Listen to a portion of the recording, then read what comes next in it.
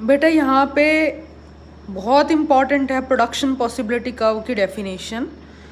ये आपकी क्लियर होनी चाहिए। इसमें आपने बताना है कि इस कर्व पे हमारे वो सभी पॉसिबल कॉम्बिनेशन होते हैं दो गुड्स के जो प्रोड्यूस किए जा सकते हैं एक इकोनॉमी में with the help of given और अवेलेबल रिसोर्सेज एंड टेक्नोलॉजी।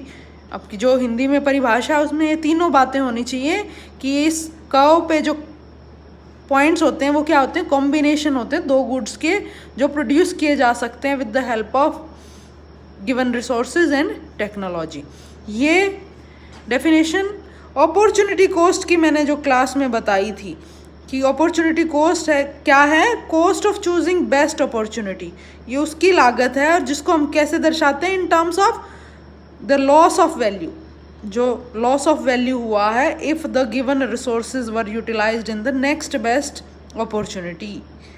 तो जो आपकी हिंदी में परिभाषा है अपॉर्चुनिटी कॉस्ट की वो करें बहुत अच्छे से। और यहाँ पे मार्जिनल अपॉर्चुनिटी कॉस्ट हम फिगर में जो एक्सप्लेन कर रहे थे इसकी स्लोप उसके द्वारा बताया हुआ है। मार्जिनल अपॉर्चुनिटी कॉस्ट क्या है, ये क्या है, इसका मीनिंग क्या है, to the loss of output of good Y.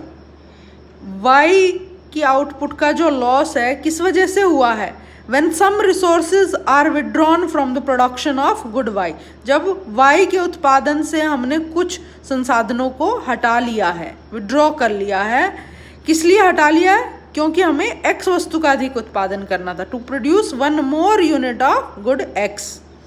तो जो हमने रेशो निकाल करके बताया था 1:1, 2:1 इस तरीके से, तो हमने क्या बताया था, एक अतिरिक्त इकाई x की उत्पादित करने के लिए हम y की कितनी इकाइयों का त्याग कर रहे हैं। और वो y की इकाइयों का त्याग क्यों हो रहा है, क्योंकि हम y के उत्पादन से हटा के कुछ संसाधनों को x के उत्पादन में लगा देते हैं। तो ये आपकी मार्जिनल अपॉर्चुनिटी कॉस्ट है।